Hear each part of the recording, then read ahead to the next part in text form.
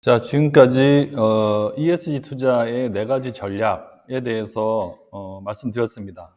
이 책에서는 챕터명이 4가지 전략이라고 되어 있지만 누차 말씀드리지만 몇 가지로 나누느냐 하는 거는 지금 이 페이지에서 보는 것처럼 나누는 주체에 따라서 계속 달라질 수가 있고, 그리고 똑같이 4개로 나누면서도 저도 이제 이렇게 나눴다가 저렇게 나눴다가 하고 있다 하는 식으로 이해하시면 되고, 다만 지금 이 그림에 나와 있는 이 그 7가지로 나누는 거 있잖아요. GSIA가 나누고 있는 거, 요게 조대로 좀 이해를 하시는 것도 되게 좋습니다. 왜냐하면 가장 전 세계적으로 광범위하게 데이터를 모아서 나오는 통계 자체가 GSIA에서 나오고 있기 때문에, 그리고 아까 그 보고서를 보시면 저 7개 전략이 내용이 뭔지에 대해서도 그 보고서에서 잘 설명을 하고 있어요. 그래서 그거 한번 보시고 그 7개를 나누는 이 각각의 내용이 어떻게 되는지도 좀 이해를 하시면 좋겠습니다.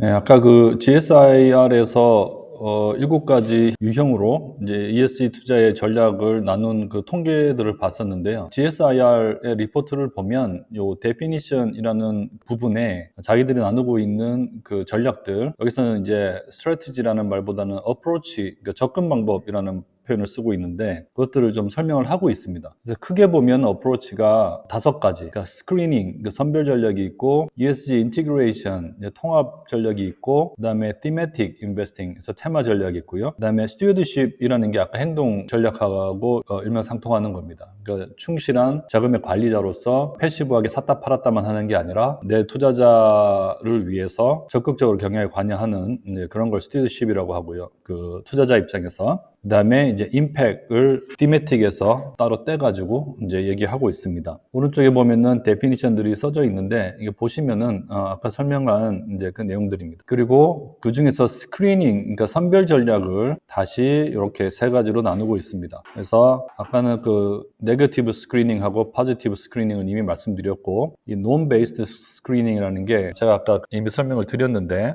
국제 기구라든지 이런 그 ESG 투자에 관련해서 뭔가 규범 또는 표준을 이제 제공하는 그런 데서 이미 제시되어 있는 그런 규범에 맞추어서 우리는 PRI의 6대 원칙에 맞추어서 투자한다, 이런 식으로 스크리닝하는 이제 그런 걸 논 베이스드라고 합니다. 여기서는 그 예로 들어놓은 게 UN이나 ILO, 이게 국제노동기구, 그다음에 OECD, 그다음에 그리고 다른 NGO, 이렇게 non-governmental organizations 얘기하는 거죠. 비정부의 시민단체 같은 데들, 이런 데들이 제시하고 있는 딱 그 틀이 갖추어져 있는 어떤 규범, 이제 그런 것들에 따라서 투자하는, 그걸 벗어난 거를 하지 않는 이제 그런 거를 논-베이스드 스크리닝이라고 합니다. 이렇게 이제 나누고 있어요. 그래서 GSIR은 다들 꼭 다운 받으셔가지고 한번 이렇게 이런 표 위주로라도 한번 보시기 바랍니다. 자, 그래서 이 각각의 전략이 주식, 채권, 부동산 같은 그런 자산군별로 어떻게 적용되는지를 이제 다음 시간에 볼 텐데, 그 전에 우리가 이제 그 ESG 투자, 그러니까 투자론과 관련된 강의이기 때문에 너무 이렇게 당연히 주식, 채권, 부동산 이렇게 넘어가기보다, 왜 이제 주식, 채권, 부동산을 우리가 가장 대표적인 3가지 자산군이라고 이 책은 보고 있는가, 이런 거에 대해서 설명을 조금 하고 있습니다. 이게 이제 그 흔히 나누는 자산군을 이제 나누는 분류 기준인데요. 요런 내용들은 우리가 좀 숙지하고 이 강의를 듣는 게, 그러니까 투자론 전반적인 걸 할 때 반드시 숙지해야 될 내용이기도 합니다. 그래서 이 3가지 자산으로서 주식, 채권, 부동산을 골라서 이 책은 살펴보고 있는데, 그 3개를 선별한 이유가 설명되어 있습니다. 여기서는 이제 전통 자산과 대체 자산이라는 게 뭐냐, 그 차이, 이게 이제 traditional asset과 이제 alternative asset, alternative investment 이렇게 부르기도 하는데, 그 2가지의 차이를 설명하고 있고, 그다음에 그 중에서 이제 주식, 채권, 부동산 이 3가지로 이제 선별한 그 이유를 설명하고 있습니다. 거기 보면은 전체 그 자산군의 종류를 표로 나누고 있는데요, 그림으로. 그리고 각 자산군별로 시장 규모가 어떻게 된다 하는 얘기도 이 책에서는 이제 간단하게 이제 하고 있습니다. 시장 규모 큰 것들 위주로 이제 선별을 했겠죠. 근데 요 그림을 좀 크게 보면서 자산군에 대한 설명을 좀 하도록 하겠습니다. 요거는 꼭 ESG와 관계된 게 아니더라도 우리가 이제 투자론을 한다면은 반드시 알아야 될 내용이기 때문에 설명하겠습니다.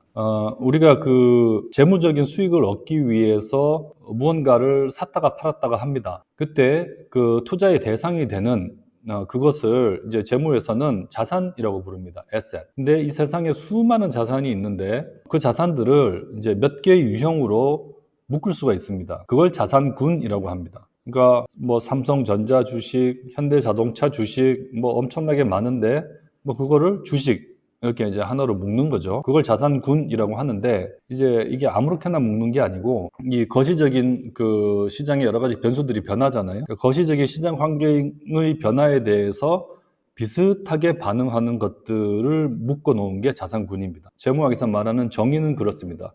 그래서 asset class라는 말을 번역한 건데요. 이게 자산군입니다.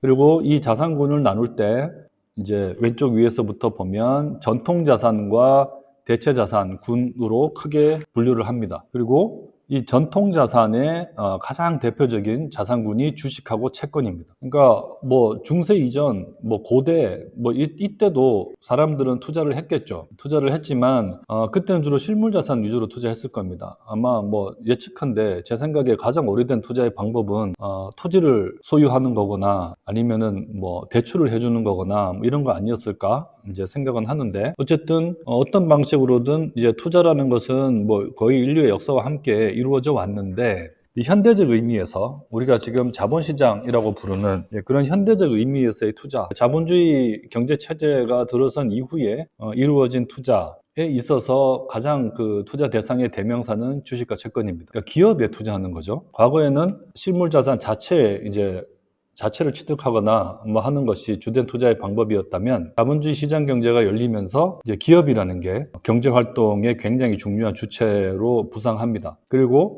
그 다양한 기업의 형태 중에서 주식회사가 자본주의의 이제 꽃이 되는 거죠. 이 주식회사의 특징은 그 회사의 소유주가 이제 주주죠. 그러니까 주식을 소유하는 주주. 그러니까 주주라는 것은 사실 주식이 이제 발명되면서부터 생긴 개념인데 그것의 가장 큰 특징은 하나의 기업을 쪼개가지고 지분을 쪼개서 수많은 사람이 조금씩 다 가질 수 있는 거죠. 이런 주식시장이 발전하기 전에는 어떤 사업을 하려면 혼자 하거나 뭐 몇 사람이 동업하거나 뭐 이게 전부였습니다. 근데 주식시장, 그러니까 거래소죠. 주식 거래소가 만들어지고 그 거래소에 주식이 상장되고 그 상장된 주식이 수많은 사람에게 이제 나누어져서 막 거래되는 그렇게 이제 분산 소유, 분할 소유 할 수 있는 그 특징 그게 일단 주식회사가 발전하게 된 큰 영향 중에 하나고 두 번째는 주식회사의 주주는 유한 책임을 집니다. 여기서 말하는 책임은 그 회사가 사업을 할 때 돈을 빌리잖아요. 차입을 해서 사업을 했을 때 그 돈을 빌려준 채권자에 대한 채무가 그 기업이라는 그러니까 법에 의해서 만들어진 사람이 아닌 거죠. 우리가 흔히 우리나라 민법도 이제 그러니까 사람이라는 것을 법인과 자연인으로 구분하잖아요. 그러니까 자연인이 아닌 법인, 걔가 채무에 대한 궁극의 책임을 짓는 것이고 그 법인의 실질적인 그 주인인 주주들은 그냥 내가 투자한 그 금액만 날리면 되는 거지 그거보다 빚이 아무리 커도 회사 망한 다음에 주주한테까지 이제 채권 또는 채무가 넘어오지 않습니다. 그런 이유로 그러니까 뭐 내가 무슨 사업 벌렸다가 이제 실패하면 회사가 망하는 게 다가 아니고 내가 영원히 그 어마어마하게 큰 채무에 이제 시달리게 된다면 사람들이 창업을 지금처럼 그렇게 쉽게 하지 못하겠죠. 지금처럼 이렇게 나의 모든 것을 투자해서 회사를 설립했는데 그 회사 망하는 것만 해도 엄청난 타격인데 보통 회사가 망하면 빚을 다 못 갚고 망하잖아요. 근데 그 남은 이제 자녀 채무가 영원히 따라다니지 않는 거죠. 유한 책임. 그러니까 그 회사의 지분이 분할되고 그다음에 이제 채권자에 대한 채무가 유한하다. 한 그 두 가지가 뭐 제가 보기에는 주식회사의 이제 가장 큰 특징이 아닌가 싶고 그런 특징이 이제 이 자본주의 시장 경제에서 호응을 받으면서 지금 주식회사가 가장 중요한 이제 비즈니스의 툴이 돼 있죠. 그 주식회사가 발행하는 주식. 그 중에서 이제 우리가 흔히 말하는 주식, 이 재무에서 말하는 주식은 상장 주식 얘기하는 겁니다. 우리나라에 뭐 코스피에 한 800개 좀 넘는 종목 있을 거예요, 아마. 뭐, 그 다음에 코스닥이랑 뭐 해서 한 2, 3천 개 정도 되는 종목이 국내 같은 경우는 상장돼 있을 텐데, 이제 그렇게 자유롭게 주식이 막 거래되는, 그러니까 상장된 주식의 가장 큰 특징은 내가 그 주식을 사기 위해서 기존에 누가 주식을 갖고 있는지 찾아다니고 뭐 이럴 필요가 없는 거죠. 날마다 내가 그냥 요새 같은 경우는 뭐 스마트폰에다가 그 앱 하나만 깔면 살 수 있죠. 그러니까 얼마에 사고 언제 사고 뭐 이게 문제지 사지느냐 안 사지느냐는 큰 문제가 되지 않습니다. 살 수 있고 팔 수 있죠. 그게 이제 상장 주식의 가장 큰 이제 특징인데요. 요게 이제 자본주의 시장 경제에서는 가장 대표적인 투자의 대상이 됩니다. 그래서 전통자산의 대명사가 되는 겁니다. 보통 우리가 전통이라 그러면 역사가 오래된 걸 얘기하잖아요.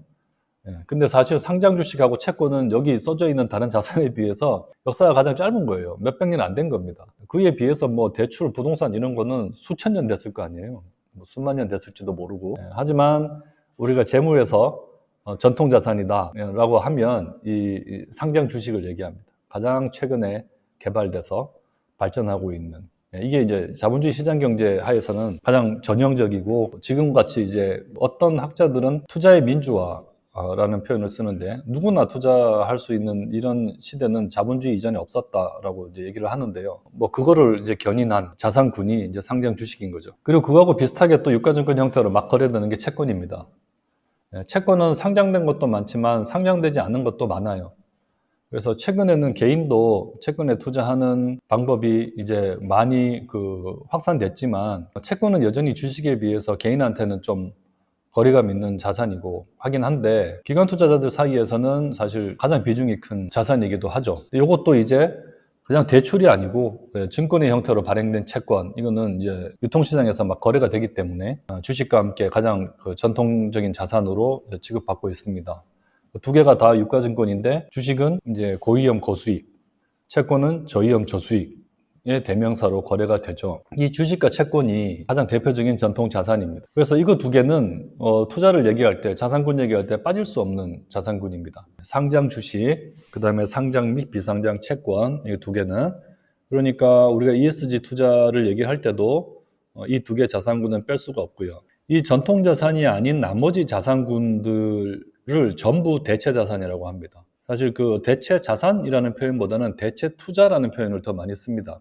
Alternative Assets보다는 Alternative Investment라는 표현을 더 많이 쓰는데, 이런 것에는 이제 어떤 게 있냐면, 이 앞에서 말씀드린 주식이나 채권은 기업이잖아요. 기업에 투자하는 거예요. 근데 이제 이 자본주의 시장 경제는 거의 모든 업종의 기업들이 상장이 돼 있기 때문에, 사실 주식에만 투자해도 부동산에 투자하는 효과, 뭐 원자력에 투자하는 효과, 이런 거를 다 낼 수는 있습니다. 부동산 회사에 투자하면 되잖아요. 부동산 경기 좋으면 건설회사, 신탁회사, 뭐 시행회사 이런 데도 주가 오를 것이고 뭐 그럴 것이기 때문에, 그런 면에서 이제 주식이나 채권을 가지고 대부분의 자산에 투자하는 효과를 또 낼 수 있으니까 이게 전통자산으로 이제 호응을 많이 받은 건데, 어쨌든 이 주식과 채권이 아닌 것들, 대체 자산도 보면 주식이나 채권과 성격이 비슷한 거, 그러니까 사실상 기업에 투자하는 그 내용상 기업에 투자하는 건데 주식이나 채권이 아닌 거, 그런 클래스가 하나 있고요. 그 다음에 이거는 기업과 관련된 게 아니라 정말 자산, 실물 자산과 관련된 클래스가 하나 있습니다. 대체 자산 안에도 제가 이제 금융과 실물이라고 이제 나눠놨는데, 기업과 실물 이렇게 표현을 해도 돼요. 그게 오히려 어쩌면 더 맞는 표현일지도 모릅니다. 그래서 대체 투자이지만 주식과 채권처럼 기업에 투자하는 이제 그런 상품이 뭐가 있냐면 파생 상품이 있죠. 파생 상품은 선물, 옵션, 스왑 뭐 이런 겁니다. 근데 선물과 옵션 이런 것들이 뭐냐면은 그 자체로 이제 가격이 별도의 그 논리에 의해서 결정되는 게 아니라, 그러니까 주식의 가치는 그 기업의 가치에 의해서 그냥 결정되는 거잖아요. 그런 게 아니라 다른 자산의 가치에 자기의 가치가 연동되도록 설계된 금융상품, 그게 파생상품입니다. 그래서 이름이 파생상품입니다. 근데 파생상품에서 말하는 그 다른 자산, 이 대표적으로 뭐냐면 이제 주가, 금리, 환율 이런 거예요. 그러니까 주식, 채권, 외환 이런 거라고요, 자산 자체가. 그래서 파생상품 중에서 예를 들어 선물이다 그러면은 주식 선물, 채권 선물, 외환 선물 뭐 이런 것들이 있는 겁니다. 그래서 그런 파생상품이나 파생상품과 전통자산을 함께 투자하는 그런 합성 포지션 뭐 이런 게 대체자산군에 포함은 되는데, 얘는 상당히 전통자산에 가까운 영역이고요. 그거보다 조금 이제 주식 채권과의 직접적인 연관성이 조금 떨어지는 게 이제 비상장 지분이나 뭐 비은행 대출 뭐 이런 겁니다.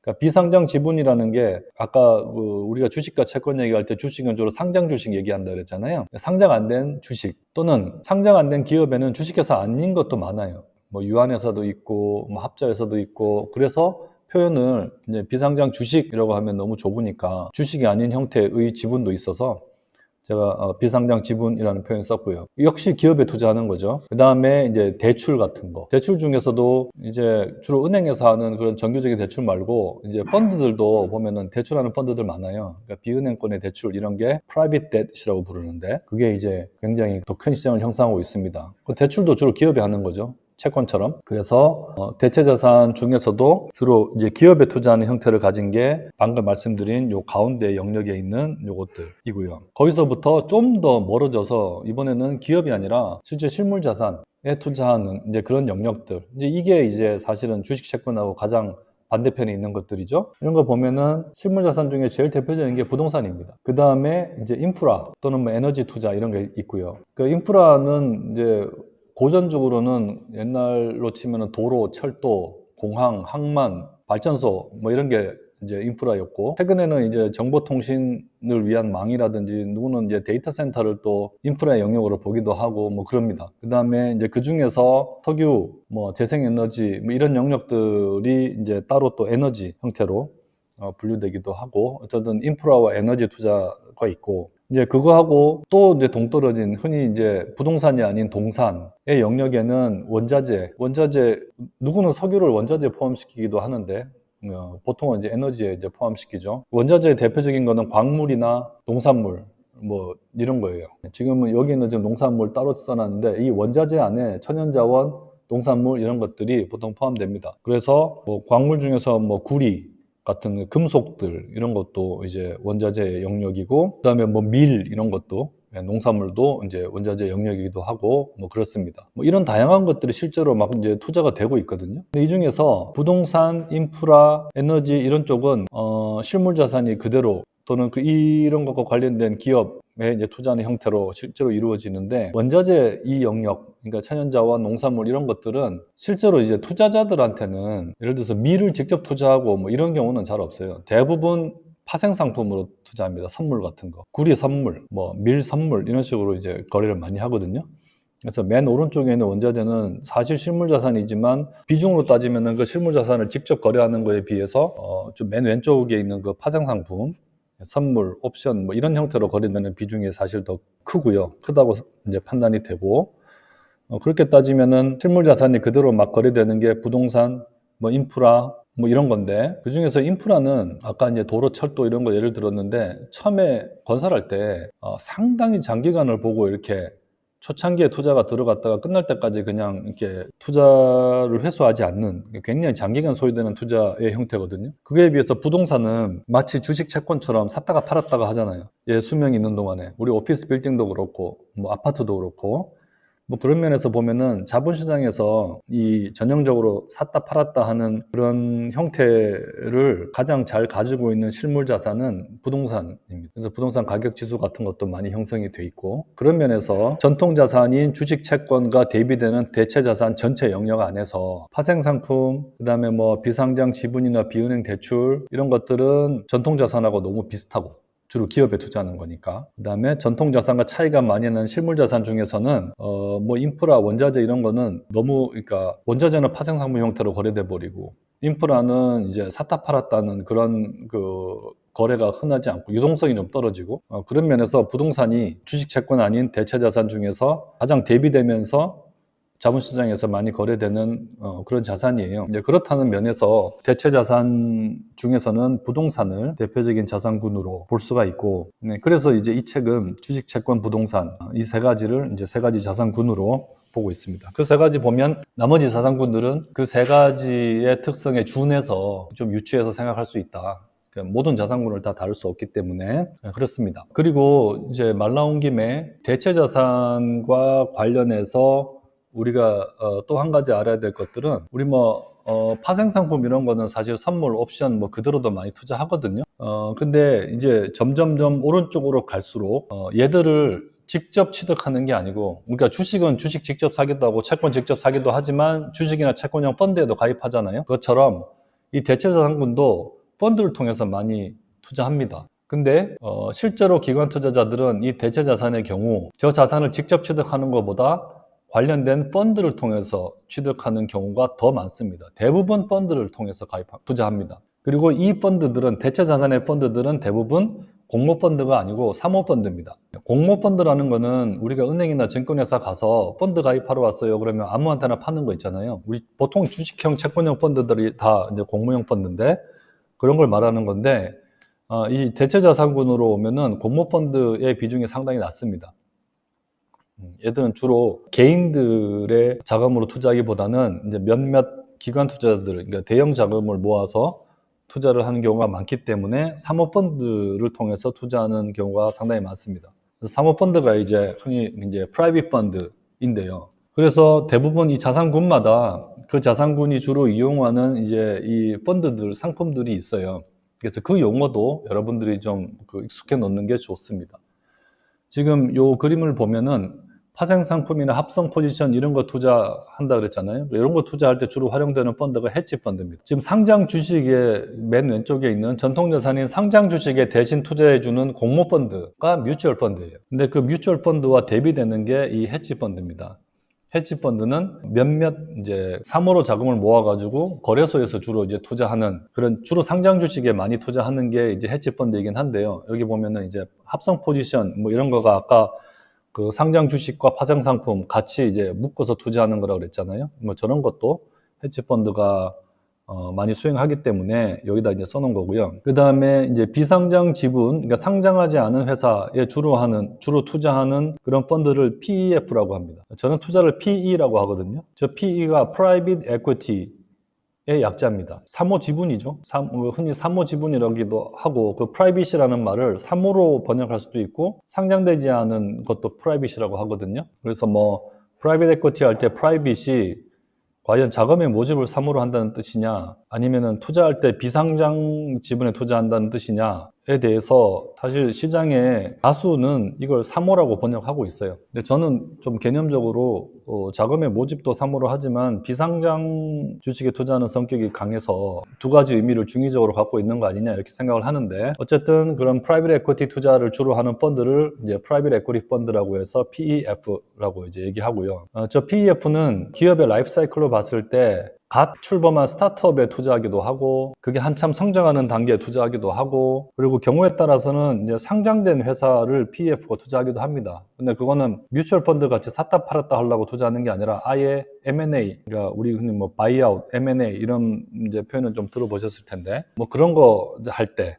그리고 지금까지 설명했던 이제 이 자산군에 대한 이런 얘기들, 이런 거에 대해서 좀 더 이제 자세하게 좀 공부를 하고 싶으면 우리가 지금 보고 있는 이 채널 안에 보면은, 제가 운영하는 이 채널 안에 보면은 이제 여러 개의 그 재생 목록들이 있거든요. 이게 내가 학부에서 하는 수업이나 대학원에서 하는 수업이나 이제 한 학기씩 강의들이 들어가 있는 건데, 그 중에서 이제 부동산 투자론이라는 과목이 있고, 이 투자론 안에 들어가면은 이제 1주차부터 이제 강의가 쭉 있는데, 이 강의 소개 다음에 있는 이 투자란 무엇인가, 이게 지금 이제 I01로 붙어 있는 게 이제 투자의 개념이에요. 그리고 투자 자산이 어떤 게 있고, 그 중에서 부동산 투자는 어떤 뭐 특성이 있나 하는 걸 얘기하고 있어요. 여기에 보면은 오늘 우리가 살펴봤던 자산군에 대한 이야기가 좀 더 소상하게 나옵니다. 그래서 여기서 좀 더 공부하시면 좋고요. 그리고 뒤에 가면은 뭐 자산 소유자, 그 다음에 자산 운용자, 뭐 이런 식으로 해서 ESG 투자의 시장에 대해서 좀 더 자세히 살펴볼 때 투자자의 종류들에 대해서도 막 얘기가 나와요. 그럼 투자자란 누구인가에 대해서도 이제 이 투자론에서 다루고 있습니다. 1장에서 보시면 투자에 대한 얘기가 이제 뭐 투자와 사업은 이제 어떻게 구분되느냐, 전통 자산과 대체 자산 어떤 게 있느냐 하는 얘기로 쭉 이어져서 이게 파일이 좀 많습니다. 이거를 근데 하나당 길이가 길지 않기 때문에 이 01 쭉 보시면은 이게 아까 봤던 이제 투자란 무엇인가에 대한 얘기가 나오고요. 그다음에 투자자가 누구인가가 2장에서 다루고 있어요. 우리가 흔히 뭐 연기금, 공제회, 보험회사, 뭐 은행, 증권 뭐 이런 식으로 기관 투자자라고 소위 얘기하는 투자자들에 보면 종류가 많거든요. 근데 그거가 서로 어떤 특성이 있고 어떻게 분류되는지 잘 모르는 경우가 많은데, 그 내용이 요 I02 2장에 다 들어 있습니다. 그래서 투자자란 누구를 말하느냐, 기관 투자자는 누구냐, 뭐 자산 운용자는 누구냐 설명하고 있고, 그다음에 이제 교과서에서 자세하게 얘기하지 않은 뭐 연금기금, 보험회사, 뭐 공공기금, 비영리재단 등등 투자자 종류별로 조금씩 설명을 다 하고 있어요. 그래서 이 부동산 투자론이라는 강좌에 I01에서 02까지 여러분들이 시간을 내서 꼭 한번 보시기 바랍니다. 이런 백그라운드가 있는 상태에서 ESG 투자를 공부하셔야 좀 더 이제 탄탄한 이해가 가능합니다.